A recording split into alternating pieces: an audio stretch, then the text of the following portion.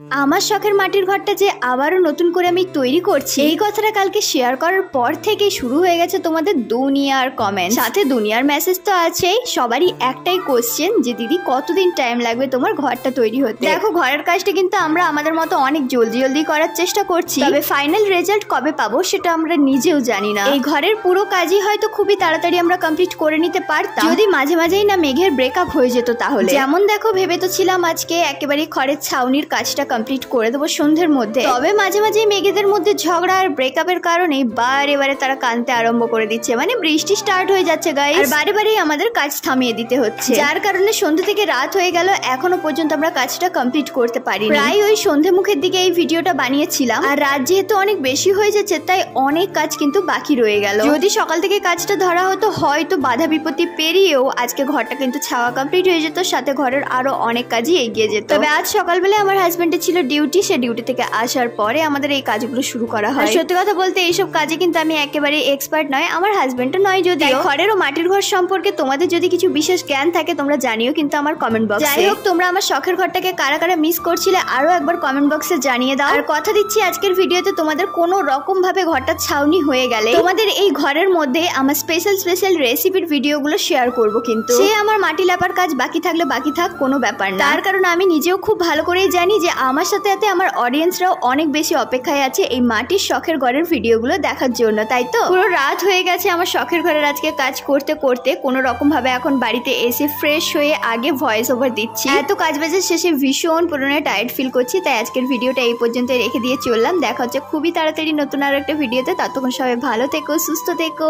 Bye bye guys.